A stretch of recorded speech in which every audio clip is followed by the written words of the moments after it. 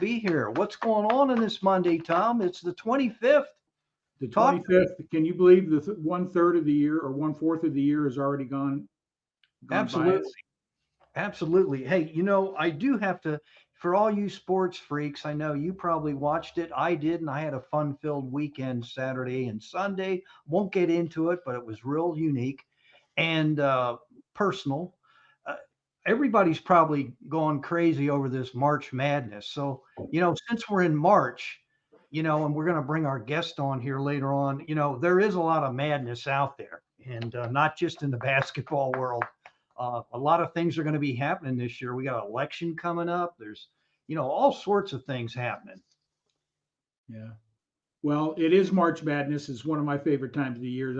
I'm a big college basketball, football follower. So my local team here, University of Wisconsin, got spanked on Friday night by James Mason, James Madison University, Right. and then they turned around and got spanked by Duke. So Yes. revenge was appropriate, but yeah. So I will still watch the playoffs next weekend. The Elite Eight, the Final Four, that type of thing. But I Okay. love the college basketball game versus the pro basketball game, and thanks for reminding me I lost this weekend, Mark. So, Oh, I'm sorry. I'm so but, sorry I did that to you. well, you know what? I think Duke is the team to beat. Yeah. Yeah. Not I Duke, but Purdue. Excuse me, Purdue. Purdue. Yeah. It could be. Could be. And we beat them. So Wisconsin did. So they didn't play. They didn't play to their potential. I think they played down to their potential with James Madison. So That's nice. but that's a whole nother thing. But Mark, why don't you go ahead and share with everybody a little bit why we do this program, Okay. and then I'll do our little monologue video, and then we'll come back All and we'll right. introduce our guest, which I'm excited to hear about. I'm going to do what I did last week. What Elevate Your Profits is, and I know our guest has to listen to this, and so does everybody else. But it's to better people's lives and to be a force for good in the world. That's kind of the mission of why we started this. Also, when you talk about elevate your profits, we do talk about money, money. It's okay to talk about that and how to better yourself financially. We've had people that are in the financial realm. We've had people share things how to become productive in a gig economy. We've had people that have written books, and whether it be in wellness, healthcare. We've had people that are technology. We have a gentleman here that is in technology we're going to talk with later on. You name the industry, we pretty much had them here. A lot of them solopreneurs, entrepreneurs. And again, I'm going to shout out that if anybody's tagging and sharing, you are more than welcome to come on here with your business, your cause, your purpose. Please, if you have a mission out there in life you want to share with us, if you're really excited about, you know, um, whether it's affiliate marketing, network marketing, we welcome you on here, and talk to us about what you're doing. And it could be that, since we're talking about tough times, maybe you're doing something else to supplement what you're currently doing in your profession and why you're doing that. Yeah. So that's pretty much what we're about. We've even had people, Tom, and you know this, that have written books and they've been on here and they, you know, pontificate the finer points of what's in their manuscript, as I kiddingly say. But no, and it's great to have people like that on here. This whole platform's about us learning from you, you learning from us, and that's it in a nutshell. Now, I'm done. All right. Well, we just encourage everybody out there that's hearing this, tag and share this out. We never know who it's going to touch and how it's going to touch them. So we just encourage you to tag and share this out. Make comments. We'd be glad to address any questions you may have. But before we get back, Mark, we'll do our little Oh, great. video here, and then we'll be back and you can introduce our guest, which I'm excited to hear from today. So here we go.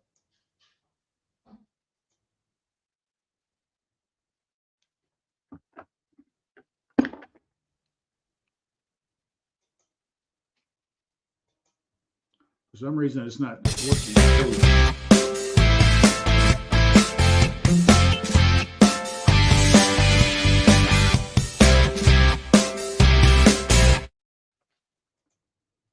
You know what? I did my G-force. That's okay. G stands for gratitude. So I'm so grateful. That's what I love about live streaming like this. It's raw and real. You never know what you're going to get. So, but today, Mark, you've got a guest that you've invited in today. Yes. And I'll let you go ahead and have the honors of introducing your friend and Doug. So why don't you go ahead, Mark? Absolutely. Our guest tonight is Doug Katz, and I know Doug. He lives in the Peachtree Corners area. Our kids kind of hung out with one another through scouting. That was the affiliation, I think. And Doug is still involved later on. But he said about a tough time for transition. And a lot of people right now in business, personal, there's a lot of transition going on out there in the world, some for the good, some for the bad. And is it ever a good time to transition? And I always like to say this, and I'm sure Doug will agree with it, but tough times never last, but tough people do. And that there's been a book written about that. And what I said today was if you're looking for new career opportunities, this is a must listen live stream podcast because what Doug's going to talk about and just a little bit about his background is he's been a project manager, professional services project manager. He's a graduate of tech. He's what I consider a techno geek in technology. I'm not making fun of him, but he brings a lot of technological savvy to the table, and he's going to share with us tonight, which I think is really cool, and I can't wait to get into this, what he's currently going through in terms of seeking employment or looking at opportunities. And then Doug and I bumped into one another, of all places, Peachtree Corners Business Association, and there he was live in the flesh. And again, to all my PCBA brothers and sisters, please hop on here and let's have a discussion. We welcome you. And here's Doug, and we can bring him on and take it from there. So, Doug, you're up. Well, good evening, everyone. Really honored to be here. Thank you, Mark. Yeah, we've known each other since our kids were in Cubbies, right? And your kids were winning all those trophies for the Pinewood Derbies. Oh my goodness! And they were doing great, and they're all grown up. My kids are all grown up, and you kind of move along in life. And here I am. I was been in IT now for, I guess there's no harm in saying, I graduated from tech in '90, and did have the hands-on thing for about 20 years, and then moved off into management and project management, and then COVID hit, right? And you've invested yourself in the company that you're with, but they've got hard choices to make at that moment. And unfortunately, I don't want to talk about loyalty. I don't want to talk, but they got to do what they got to do because the company's got to survive, right? And so you find yourself after 22 years with a company, not having thought about transition and keeping and doing the kind of contact that you really ought to be doing for maintaining your marketability, because you're set. You're really loving it there. It's a great. I won't mention names right now, but it was a great company to work for, and I have fond memories of my years there. But did manage to find another job, director of delivery services for a local managed service provider, and not as comfortable. Let me leave it at that. I don't know if it was culturally a good fit for me. We have different ways of looking at the world. Hey, Doug, can I interrupt you there? And that's important. You mentioned the word culture and how it aligns with your own culture. I'm going to ask you a question because Tom's probably going to hear. Do you find yourself doing that now that you're out there looking at opportunities? How does this align with my personal credo? Does this align with the things I believe in? Or are you just, when you're younger, you just want to go out and get a job. But now that you're older, you've been in an organization, you've seen things. So do you think that's important when you're looking for opportunities out there in the marketplace? Yes and no. Okay. Yes, I have this vision of the kind of company I want to work with. And I've got some top tier companies that I would love to be with, because I've gone so far as to read the book by the CEO and respect what they're about. But then there's practicalities. I need a job. Right now the war chest is holding out. My wife and I have always been good savers, and we'll be okay for quite some time, quite frankly, from a monetary standpoint, because we are good savers. We've done our, we live the old fashioned way. We don't buy things until we have the money to pay for it. And so we're okay. But I'm kind of going crazy. I'm a worker. I'm a guy who needs to have a place every day. And Sunday night sleep is always the worst for me, because I know there's no place to go on Monday, and that hurts. That hurts. Right. I'm a person who wants to have a big effect on the world. So culture is important, but at some point, you also need to get a job. Yeah. Doug, you said something that's important. It's part of, I think, as I come up with some thoughts, you made a comment that you've planned, you have I call it an emergency fund from the Dave Ramsey background, is for the emergency unexpected, of having enough income to carry you through 3 to 6 months. That's a recommended amount.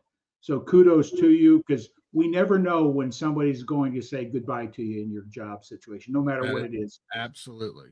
And so I would make a recommendation, no matter where you are in your objectives, make sure you have a plan B in the event your current situation expires for whatever reason.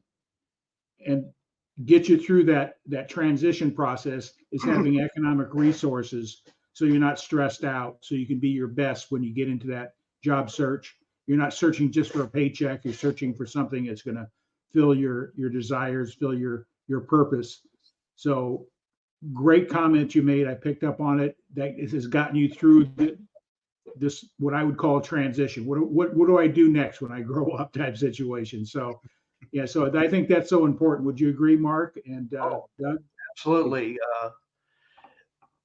Amen to that, because Doug knows my story. I've been kicked to the curb a few times, and I can. It resonated when he got up, and you do, when you come to a PCBA meeting, they do make you stand up and speak and introduce yourself, whether you want to public speak or not. So, and Doug just shared that he was looking for opportunities, and the one thing that resonated with me, he says, and Doug, I want you to elaborate on this, because I think this is cool, seeing how we're not spring chickens. But he said, I was unprepared for the job market of the 21st century.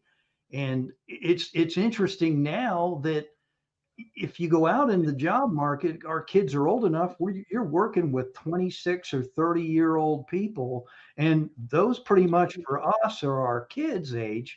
And I just wanted to ask you, Doug, did you feel like when you said unprepared, I don't think it was unprepared to do the job. Did you mean like mentally, or just the cultural thing? Could you share that, what you meant by that?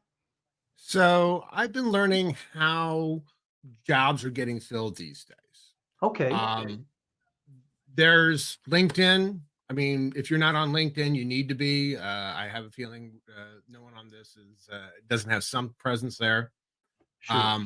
There's job boards, and I've gone to some of the meetings. There's some wonderful organizations in town. Don't mind giving them shout outs. So there's something called C3G. That is Christian. Oh, golly, I can't remember the exact title, but it's a Christian-based employment support group that meets on Monday mornings at North Point Church. And number one thing they say, you're going to be having these moments. You're going to be sending out resumes and applications into the void, and nobody returns the call, and nothing happens. You get a little email back saying, yes, we got your application. Thank you very much. And weeks later, maybe you'll get a, we have made a decision and you're not there. And thank you very much. And you can send out hundreds of these things, and it's a little bit soul sucking, right? It's definitely painful. And so another one is called RUMC, and I go there because there's a gentleman there by the name of Al Smith who has written a book on how to look for a job, and he was very interesting. His point, we've all heard of search engine optimization. He's talking, well, you've got your LinkedIn resume. You need to do search engine optimization to get into the top of when the recruiters are looking for folks. Wait, excuse me for a second. So I have to like repeat the word project manager millions of times in there. Well, not quite that bad, but almost. So I spend my time on LinkedIn. Hopefully y'all will go look, and I try and write some meaningful things that bring me closer to the top, because when a recruiter goes and does a search on, I need somebody who does X, Y, and Z, they will get pages and pages, and they really don't look at maybe page 1, page 2, and page 3. And if you're not on page 1 or page 2 or page 3, you may as well not have been found. There's some amazingly talented and capable people out there who are dying on the vine because instead of getting a job the old-fashioned way, by knowing someone or you're interviewing or talking to folks, you're getting a job via this automated, computerized search engine. And there's a little AI in there as well now. And you've got to figure out how to get through the noise. So there's all of that 21st century stuff going on with that sort of technology pieces that you need to understand. So there's that. And of course, I'm a computer guy. I like to sit there and do my computer stuff. And I had some weird notions. I'm like, it's, I had heard when I was a kid, it's not what you know, it's who you know. I'm like, well, that's not fair. Okay. They put some crazy ideas in your head in school that, the world, that just propagates the people who know people getting jobs and nobody else. It should be about what you knew, what you can do. I learned something along the way, and unfortunately it wasn't in time. People like to hire folks they trust. It's a very simple thing to say, but that's really what is meant by it's not what you know, it's who you know. You got to know stuff too. But you've got to be willing to go out and socialize. And I've always been a very private person. Today, notwithstanding. And as I sit here on a podcast, I was not doing my due diligence. That's another thing I've been learning about is how, I've got to go out and start being more of a friend. Don't just know people through work. Don't just know people because you're working with them. Really get to know folks, and you've got to build trust. And so that's in the last few months. There's been some interruptions to my job search, but in the last few months, that's really was my New Year's resolution. Socialize. So I started coming to PCBA. I've been going to Southwest Gwinnett Chamber of Commerce, which has helped me out with some fractional work. And I'm trying to invest myself. I'm a project manager and I'm a member of PMI. And so I've started going to their events too. So it's really trying to integrate myself into all that. I've been going on a bit. Did y'all have any questions before I see something here it's about transition? So on my screen. Well, I do have a question for you. Yes, Go sir. ahead. Go ahead. I come from the corporate world as well, but I went into business for myself in 1983. I love the fact that I controlled my own destiny, and I had some great mentors, that type of thing, that made sure I always had a plan B. Number one, first plan B is what we talked about originally, was having cash reserves. So when something goes upside down, you're not stressed out economically, that you can continue to move forward in that.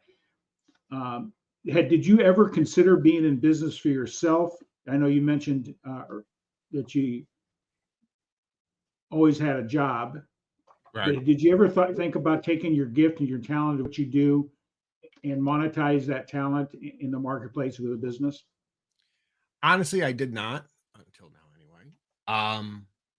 I really enjoyed, being part of a team. Um, I had certain preconceived notions about what having your own business was all about. Slowly over time, I'm learning that a lot of them are incorrect. At this point, I'm sort of kind of building my own little business through fractional work. Does it have a theme yet? No. Um, it's uh, it's I'm right. Next week I'll be delivering magazines for somebody I met through Southwest Gwinnett Chamber of Commerce, and I have a gentleman. It's Ace Hardware Home Services, and he said, "Well, I need a project manager who can be on site. I need to take on larger projects." I'm like, "Okay, I'm willing to do that." So if I don't get the job of my dreams, I will continue to build this business. It may be slow. I'll have some thinking to do. I will figure it out. And, you start slow and it's hard work. And before long, maybe I'll hit on something that's more of a moneymaker than delivering magazines. Uh, but in the meantime, I will continue to find whatever jobs I can. I am not proud. No job has ever been beneath me. I will push that broom if that's what needs to happen today. Um, and we'll figure it out and we'll keep trying. The only time you lose is when you give up. Yeah, Mark and I have talked about this past because we had some similar things that we have done in our past when we lost our jobs and taking on something that's outside, whether working in a convenience store. You used to mention delivering newspapers. I did that. I delivered bulk newspapers to a route. I did lawn care, knocking on people's door. Yes. It isn't what I wanted to do, but would you just like to elaborate that? Is because a lot of people get so prideful. What are my friends going to think? What are people going to think about it? I'm working at a convenience store or I'm doing something outside your skill set. What would you tell people? Oh, for me, well, I will tell you, I've interviewed at Costco now and Home Depot. There are things I don't think I'm capable of doing. I love Home Depot, one of my favorite places to go get repair parts for my house. But I don't know if somebody said, well, at 0500, we need somebody here at 0500 5 days a week, probably on the weekends too. And you'll make $16 an hour and you're going to be stocking toilets and all sorts of heavy things. I'm like, I can do that for a day. I can do that for a couple of days. And it's not that I wouldn't do it, but there's certain practicalities. I'm not 25 years old anymore. And so your recovery time is, so there's that kind of consideration. But I would work at Costco. Absolutely. Would it be a little uncomfortable for me the first time I come across somebody who knows me? And they see, I have this certain image of myself in my head of professional and all that. And they see me, helping out the cash register. Yeah, it'll be hot. It'll be tough. Life goes on, but I ate today. I was productive. I did something to make the world a better place, and it'll be okay. So it's more about my attitude towards it than anybody else's. I think someone else will probably see it and say, "There's Doug doing whatever he has to do," and I respect that. It's probably what they're going to think. Yeah, I agree with you. You got to take care of your number one responsibility, and that's your family and those things. And you just got to do what you got to do. We're the hunters and the gatherers, so we go out and kill something, drag it home. And yeah, I need work. It's for more than just money. So I don't mean to interrupt, but I'm going to give some shouts to Robert Brooker is saying hi to us. Jim Skursky's watching. I said, Jim, feel free to send us a question or two. Ernest Odell is in the house again here, and he said I had a few jobs like pushing brooms. And then he says, I used to work in a convenience store. This is Ernest. Then I bought the place. 3 years later, I sold it. Employees just weren't part of my equation. So, there's all sorts of opportunities. I know Tom always talks about these things, from franchises to network marketing, to affiliate marketing, to working for somebody. And it just seems that the ongoing theme he mentioned about, can I trust you? Can you help me? And do you see me out here? Do you understand what I'm asking of you? You know, do you have a solution to my potential problem? And I think, Doug, when you said about trust, that's a big thing today. You can say whatever you want to say, but people have to get to know you before they're going to venture forward and do business with you. I know Tom does various things, and they just don't come jumping off the wall and saying, "Hey, I'm going to sign up right here and get things rocking and rolling." And I think sometimes people, particularly on the sales end of things, I saw something from someone. I can't, it eludes my name, but he talked about conversations. I think we're lacking in live or either a virtual type, having some sort of conversation with people. And I know there's this big push for AI, and I know people are making a big buck off it, but how long is that going to last? And Tom mentions the shiny object. How long is that really going to last? So I put my investment in people. I mean, I know what Ernest is saying. I just think that's the way to go. And to meet with people, you talked about keywords when you fill out applications. I mean, it's crazy. You go on these websites for an opportunity, which I know you've done, and you're in the tech world, so you understand it, and they're looking for keywords. And if you don't fit that mold, thank you Yeah, very and much. It's crazy, but you could be a great fit. That HR person, whoever, doesn't know a thing about you. so I was at a Chamber of Commerce meeting, and there was again, I won't mention the company. But they said, "Hey, we're looking for a project manager." Turned out they were actually looking for a operations manager. Possibly they've redefined it as specialist because they wanted to pay less, I suppose. And but it's somebody to make sure that they've got inventory when projects come in. Okay, I can do that. And I talked to the young man about it. Young man, he's probably in his early 30s. He has the same last name as the rest of the people who seem to work there, so it's a family-owned business. And so he said, well, he came back, and I said, well, I'm still interested. What, you know, well, we hadn't posted yet. It's now on our website. So I go to the website, I send in a resume application. A couple, 3 weeks go by. I get a reply back after checking in and following up. They said, this job isn't for you. You're much too qualified. You wouldn't be happy with this job. I'm like, how do you know what I would be happy with? Okay. I'm looking to redefine myself here, and I totally understand I'm going to have to take some significant steps backwards from director level to another entry point because, I've got a lot of years ahead of me. Okay. The times when people retire at 65, I just don't see that happening. First of all, Social Security is not what it used to be, but we're also living a very long time. And okay, I'm going to brag a little here. My mom and dad, knock on wood, I hope that wasn't too loud in the microphone, um, are 96 years old, and they're going to have their 75th wedding anniversary next year. Right? Very cool. Who can be retired for 30 years? Okay, I need work. You know, I'm not ready to retire. I'm not old enough to retire, but kicking me out of the workforce because I got a six in front of my age doesn't make sense. We have a lot of talent in this country, and we can't afford to put people on the bench and pigeonhole them. You're too advanced for this job, but we don't want to hire you at the level that you used to work because we don't know you that well. Okay.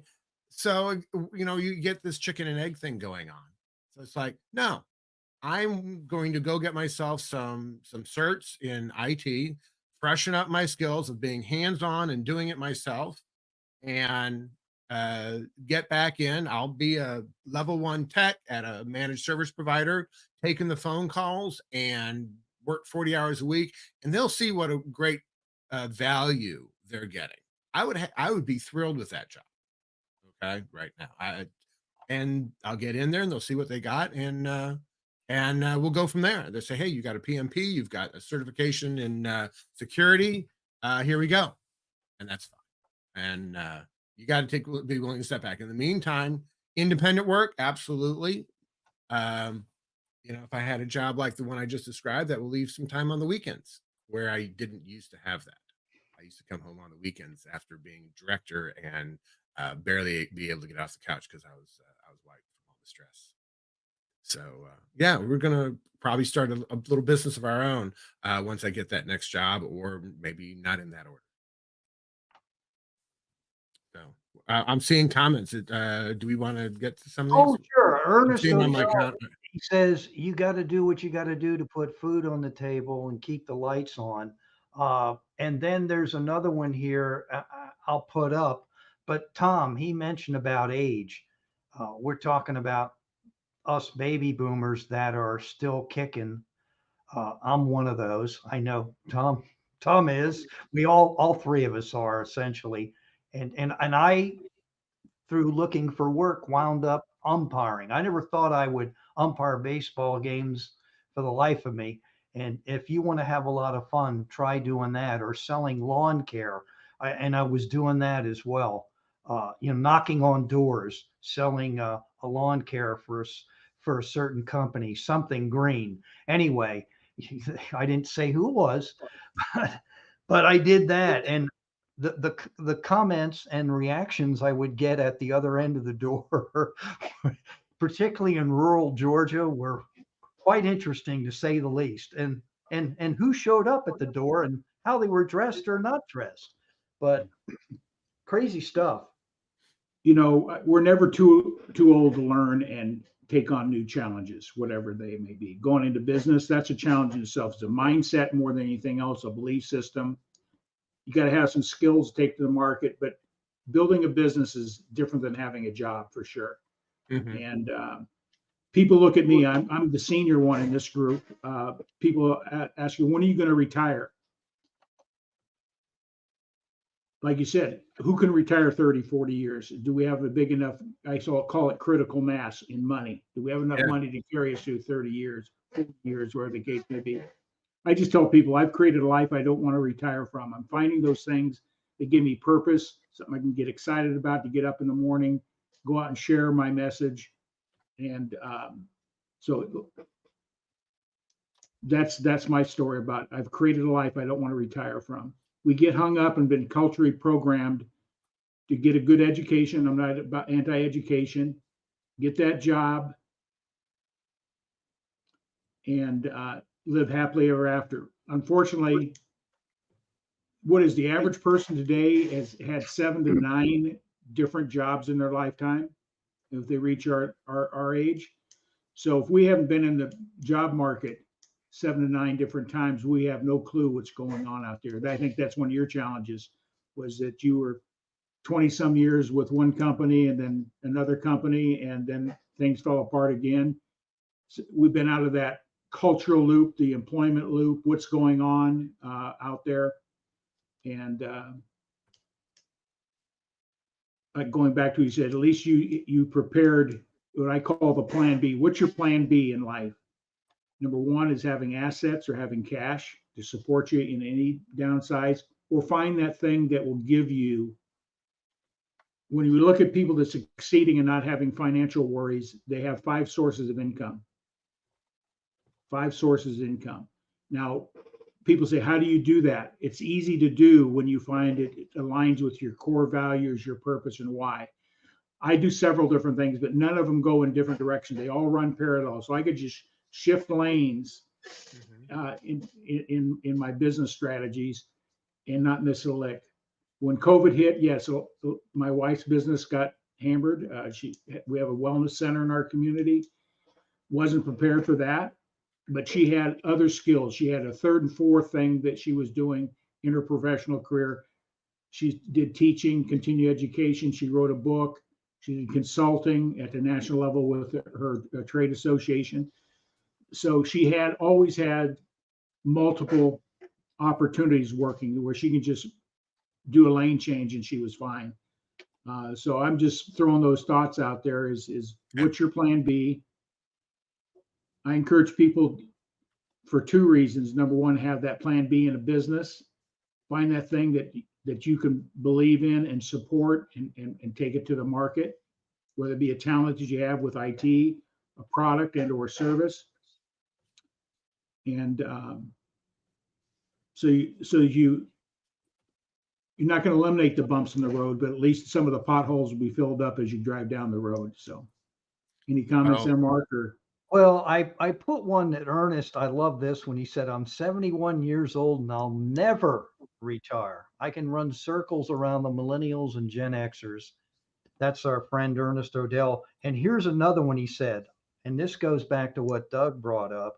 He said, I hate it when they tell me I'm overqualified. I say, yeah, but I'm not here to take your job. I'm just here to make you look good because right now you're not doing so hot. ouch. Hoss, you know. I'm not sure I have the chutzpah to say quite that. No, but I know where Ernest is pretty direct, man, and I love him. For that, he doesn't sugarcoat it, and that's okay. I mean, I can take it. My dad always had a saying with me, and he said, you know what, Mark, stop telling me what you can't do and show me what you can do, because all you're doing is, complaining. Use stronger language in that. B and M is, I'll say it, bitching and moaning, stop bitching and moaning and do something about it. And I think what Tom's talking about here is, do you have a plan B, or are you looking at other things, or are you just relying on a job? And I can tell you that Ernest is doing various things, and he probably will be till he says goodbye from the planet. And that's kind of what Tom, hanging around him, he kind of woke me up to doing other things for yourself. Because, and I understand where you're coming from, Doug, you need to get employed and all that, but that was something that's always in the back of my mind. What can I do for me as well? Because you see how these companies operate. You know, I've been in a situation where they're going to send you the training, and then after that they say, oh, well, you're no longer employed here, but they've already said, oh, you're going to go to the next level. You just don't know about companies. Yeah. And today is very transitional. Tom can tell you about the economy, and he can extrapolate facts and figures and make your head spin about our current economy, where we're going, where you're going to be at if you don't do certain things in your life, healthcare. We could sit here and bang the drum. I just think it's important that you take action and do something.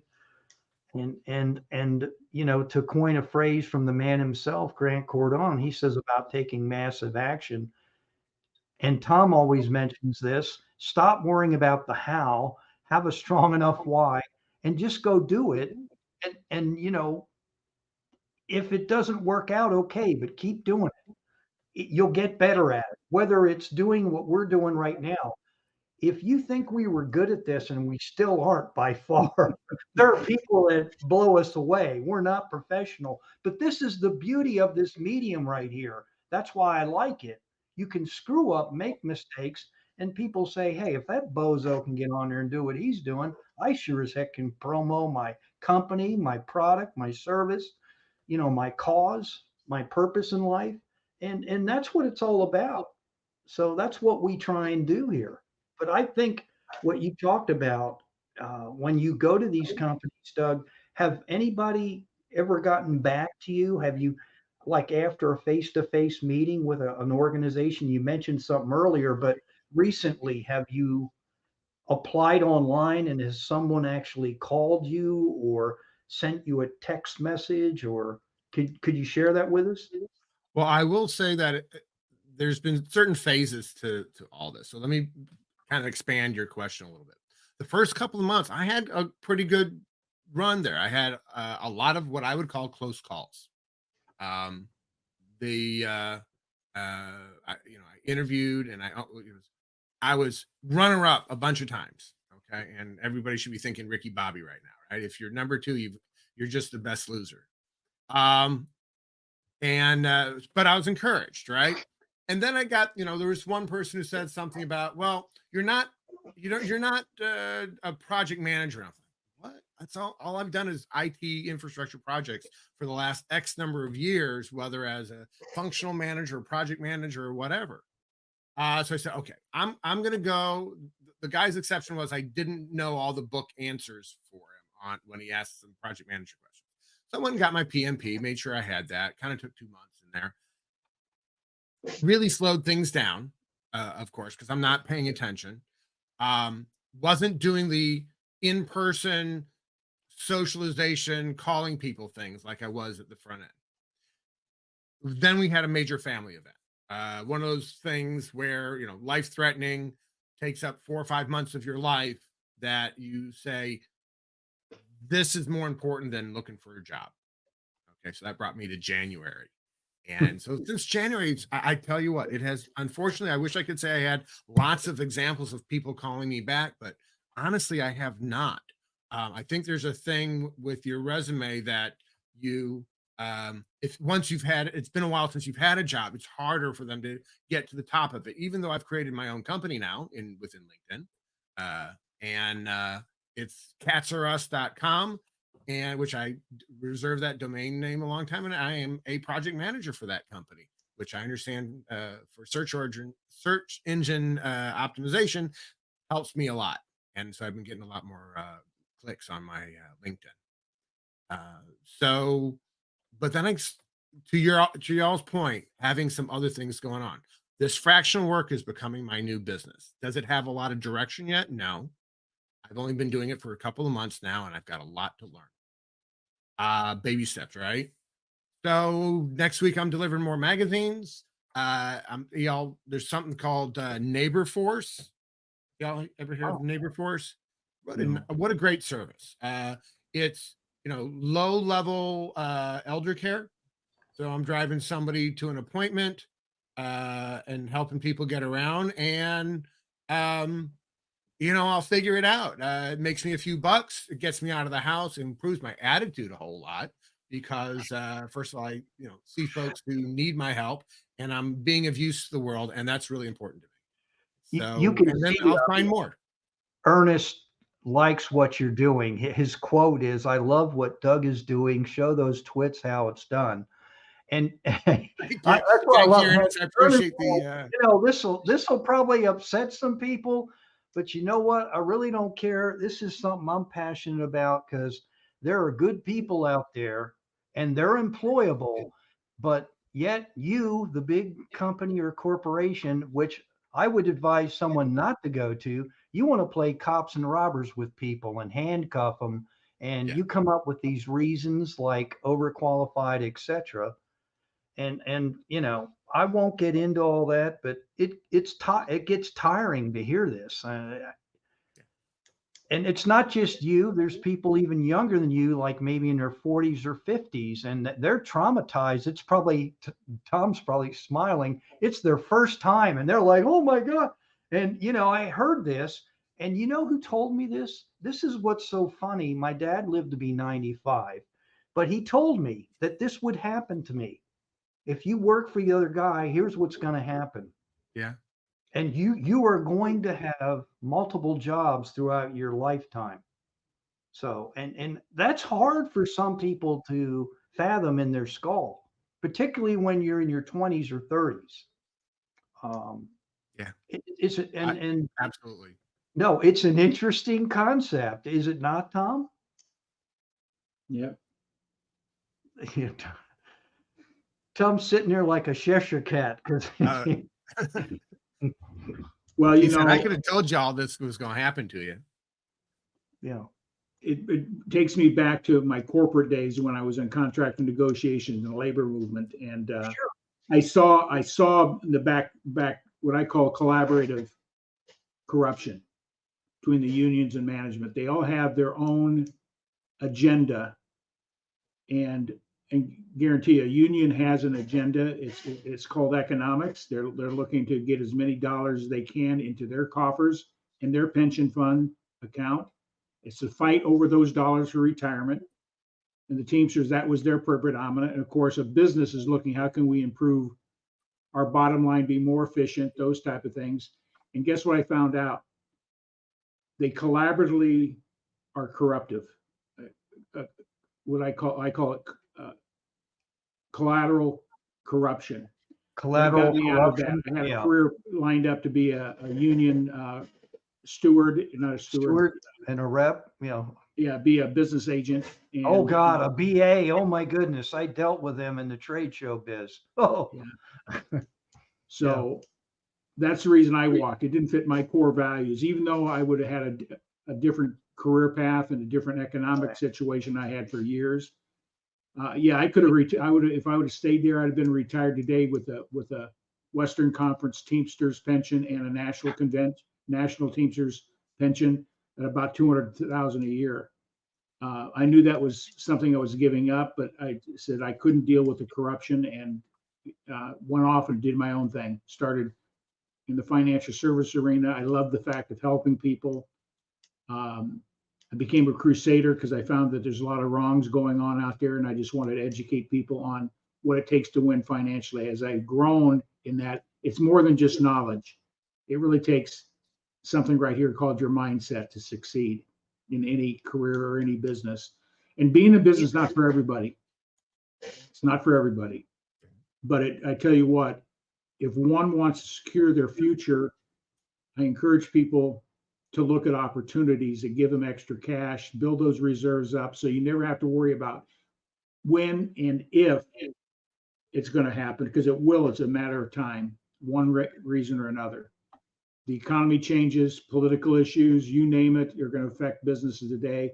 Technology is affecting business in a very significant way with IA or AI.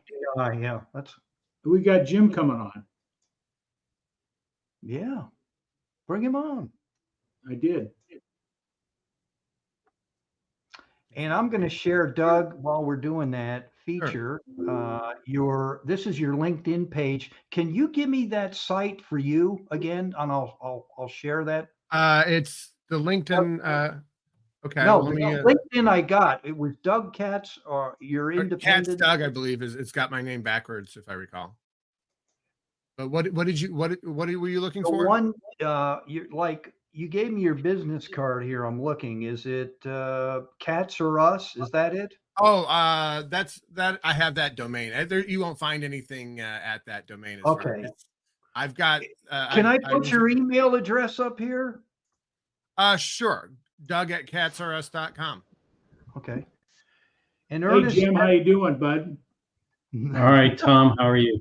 Sorry. Didn't we see each other last week at this time? Yes, we did. Sorry, I was watching you on another platform, so I don't know. I did join in this way, but that's okay. Or you already put that in. Yeah, you got a little bit of the background fade in, fade out going on there. So yeah, I can turn it off. Green screens don't always work, right? No.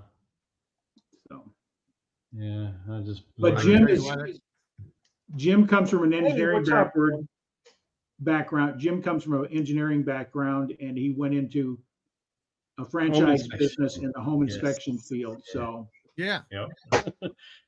Met him last week.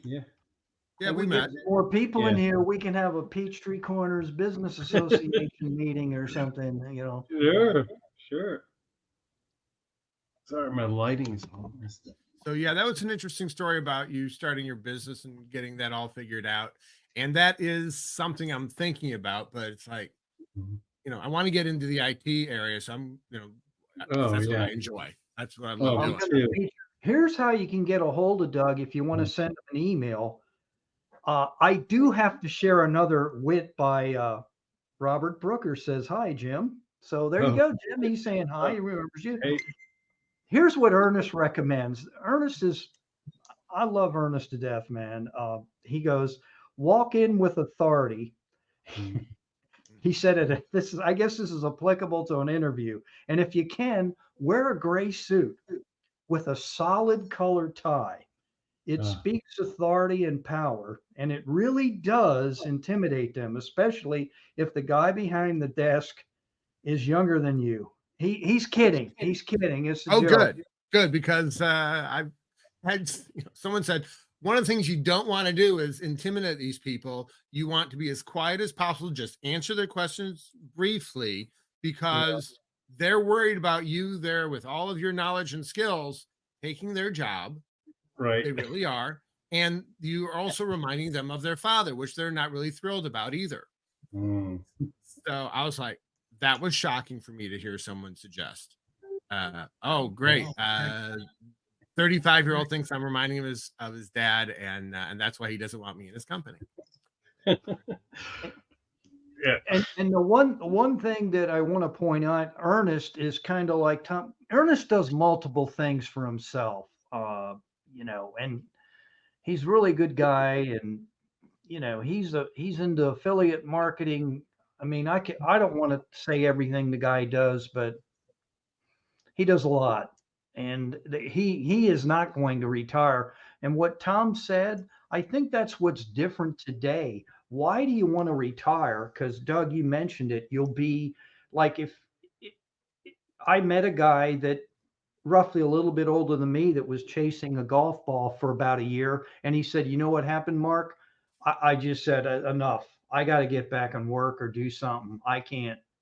I got to serve people. I got to do something. I'm not going to just give up golf, but I'm not doing this every day. This is not what I, thought about when I said I'm going to like jack it up and retire. And, it didn't really bode well for him. And, he was gaining more weight, and I won't go into all that, probably drink a little bit more too, having fun. But, then there comes a point where he's just said, there's more to life than doing this too. So, and it's all about balance, I think. And I think that retirement's a state of mind. There's other things you can do. It's not like you just sit back and pop and click and watch every TV show out there in the stratosphere. Some people do that. I mean, we got a solution for that with our Q streaming Q, here. Yeah, the Q media. Yeah, well, all of the health studies are showing that people who keep working, keep active, stay involved, Sure, they're less likely to have dementia. They have better, their physical health is better. They're moving. Hopefully, they're getting a little exercise too.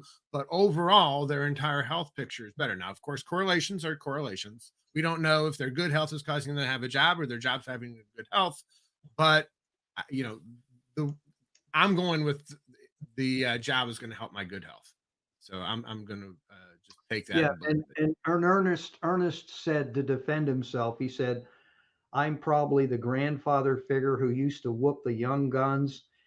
And he said to you and myself, Tom, he goes, "Mark and Tom probably think I'm sadistic because I really do enjoy intimidating these youngsters. That's why I don't need the job." Laugh out loud.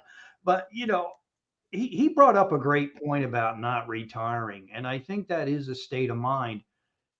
My dad even told me about stress. It hardens the arteries.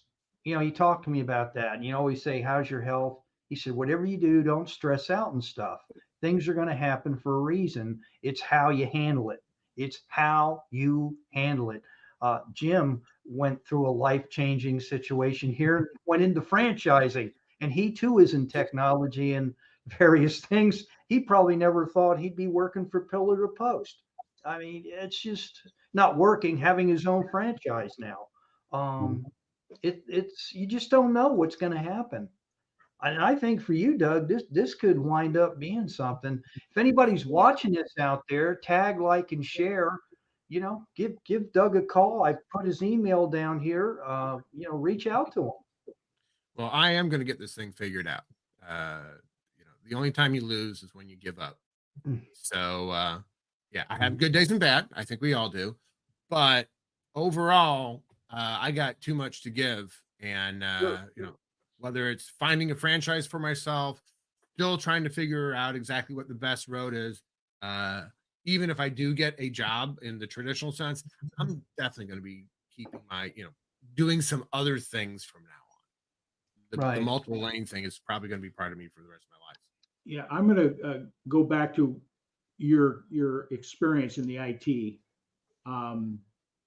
What is it specifically that you can bring to the table? What's your ideal client look? Is that a solopreneur that just needs some of this technology coordinated, or are you looking for organizations that have big IT needs? Well, I know professional service delivery, right?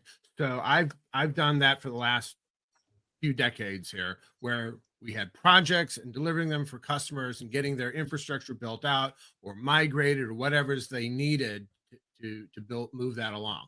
That's the project management role that, I mean, if I was going to pick my ideal job, there are a couple of really primo companies out there that are, I'll mention WWT is one of my favorites. Worldwide Technology. I have a lot of respect for that company and what they're about. David Stewart, I read his book on Leadership by the Good Book. Excellent, excellent culture there. But there's the vendors and the other folks, the security companies, whatever, that need to deliver projects, and they need people who understand how those projects are delivered. I've been doing that for a very long time as an engineer, as a functional manager, as a project manager, as a director. That's what I've done for most of my career. That would be my ideal. I am ready to go step back and get a few certs and freshen up and go, hands-on, and that would be fine. Managed service providers who are looking for somebody they can put on the help desk who can talk to people, who can communicate the technology to the individual. Lots of experience doing that. And there's very few people out there going to figure it out better than me. Especially once I get fully ramped up again.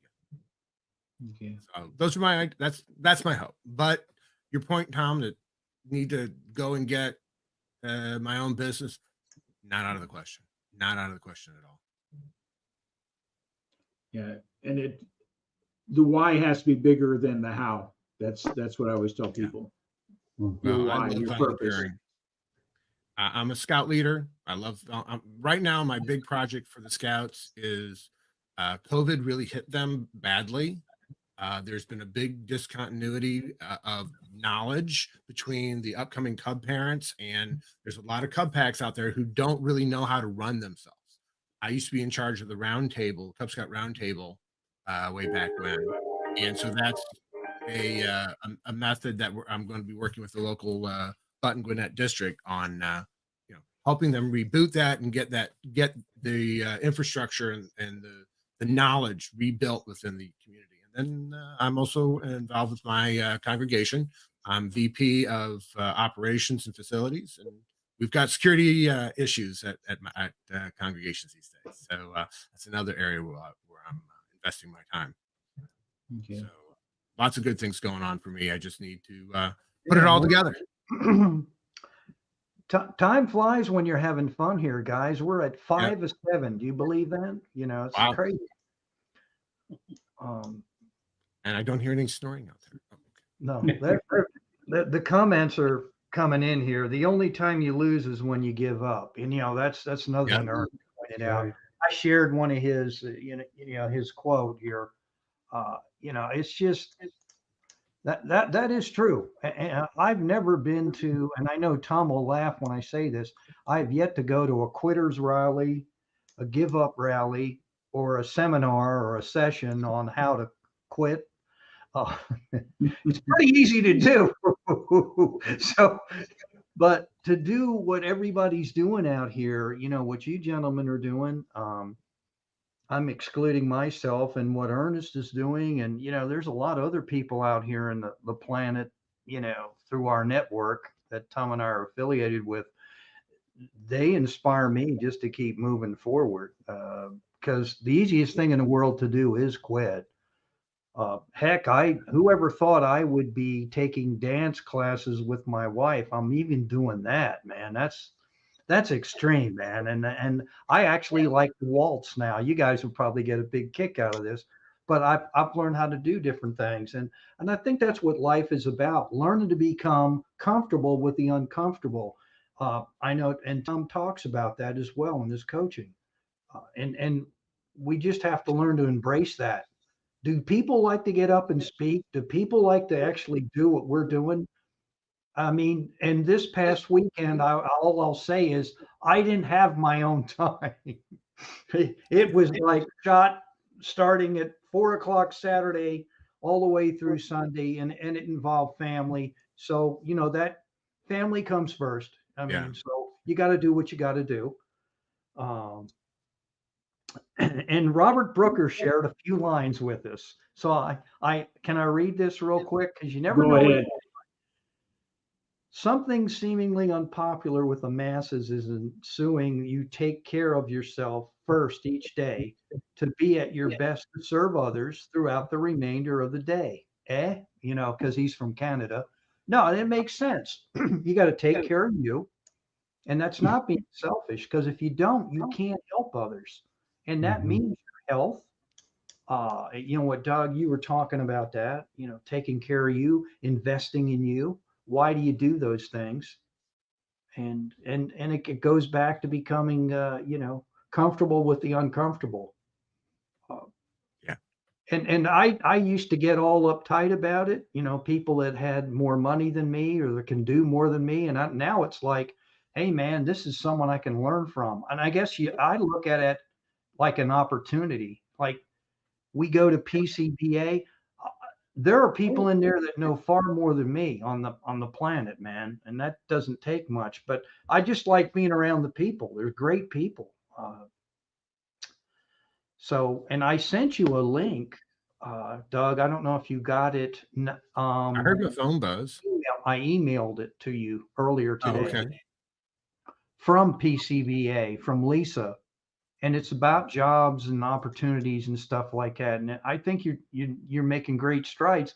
She is even an executive recruiter, so you could reach out to her as well. Yeah, I've got a number of things to follow Right. up on. There's And always something that can be done. I can be I doing. didn't mean to rant, gentlemen, but that's my story. I'm sticking to it. So I'm just going to keep hanging around people like this, and maybe something good will rub off, and we'll take it from there. In the meantime, Well, you're having a good time. Doug, we'll be wrapping up here in a minute, but I just want you to think Okay. about this. And what would be your parting words to those that are in your situation that have Wow. booked their life on their job and that has diminished in opportunity? What would be some parting words about that journey from realizing that is over and going forward? I've come across a lot of folks who are hurting a lot worse than I am in this journey, and folks who said it was 2 years before I found a job, and these are people who are very talented. Um, Opportunity is what preparation? No, preparation. Somebody help me with that one. But you got to stay prepared. You got to stay alert. You got to keep the oars moving, and it will work out. You'll have good days. You'll have bad days. Don't just sit at the computer. Go out, go meet with folks, talk with folks, go to as many social things as you can, and don't be shy to say, I'm in transition. Here's what I'm looking for. And that has helped me emotionally. It has helped me make some more money and get my little business started here. And I see things starting to move, but I'm gonna have to. It's not gonna go fast. So just keep sticking it out and don't be shy. Great. And with Great. that, association takes many forms. Commenting during the live streams is my currently most effective option. And that's by the man himself, Mr. O Canada, Robert Brooker. I know people give him grief, but Robert, that was well thought out. I thank you for that comment. Tom, you got anything in closing? Jim? No, I'm fine. It's just that I wanted, this whole platform is to hear people's stories, what their trials, tribulations are. You're still upright. You got to be grateful for today. And, I think gratitude will carry you a long way, no matter what the circumstances are. It gives you the ability to look at things differently, keep an open mind, being grateful. So we're grateful to have you on here today. And my message to everybody's listening, tag and share.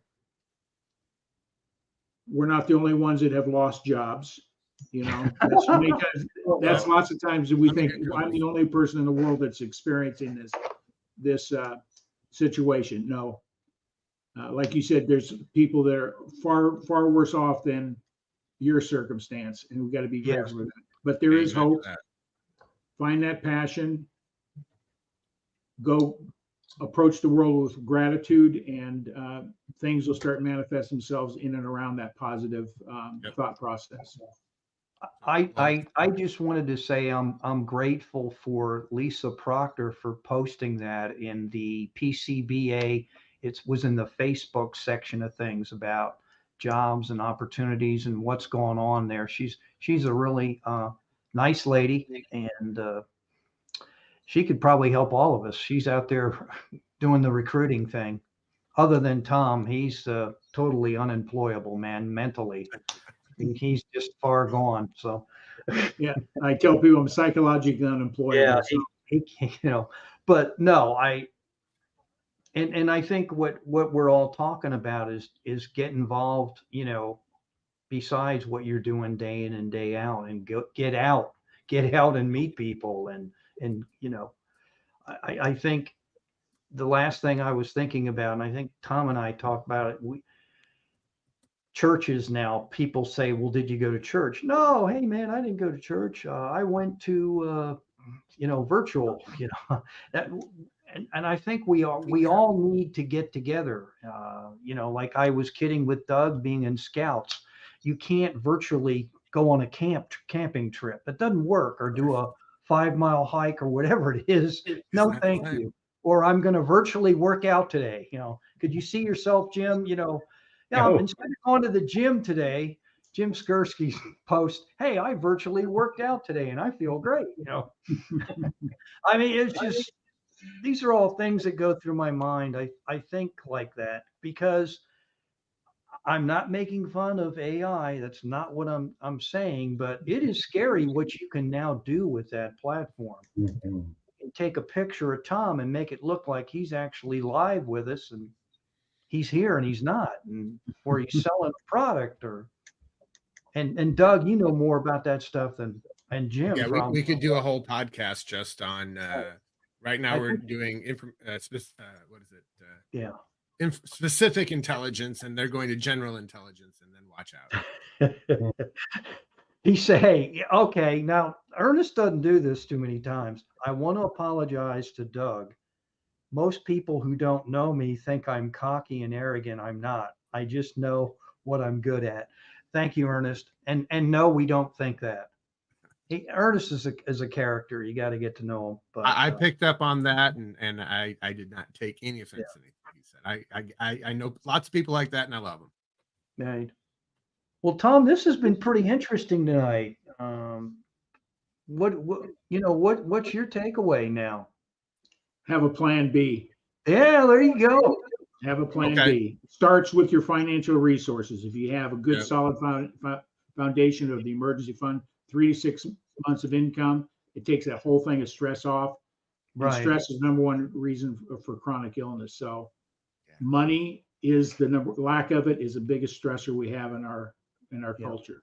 Yep. We live in a culture of illusions. Most families today are one paycheck away from living on the street. Yeah, I call it the point, click, buy syndrome. They get on there, point and click, and boom, there they go. So yeah, it's thank you, Tom, for sharing that. Doug, I really appreciate you doing Thank this. you. We'll have Thanks to for get coming you on back and- on, and you can share with us what you've been doing, because Jim's been on more than once, but as you know, I'm trying to get other PCBA members. I think Toby and Lisa talked about getting on here and promoting Peachtree Corners Business Association, and I would love to do that. That'd be tremendous to get on here. Yeah, they do That'd be great really work. cool. So, thank you very much for the opportunity. I appreciate that. Absolutely. Bye. Tom, you want to Great. close this thing out since we're now Hopefully, at I think I'll play. I think I'll play the right little exit video here. okay. I knew you were looking for something.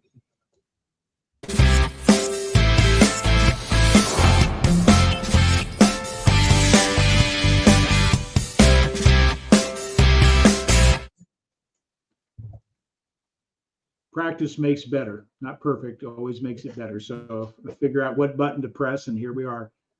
Well, Doug, thanks for being here, and tag and share this out. Don't hesitate to reach out to Doug. If you know of any opportunities out there, it's all about, like you said earlier, many times we feel it's unfair. It's who you know. In many cases, they can lead you in the direction. So go with an open mind. So we wish you luck, and we're here to support you in the way we can. Appreciate it. Been great. Absolutely. Well, Mark, are we ready to sign off? Yeah, absolutely.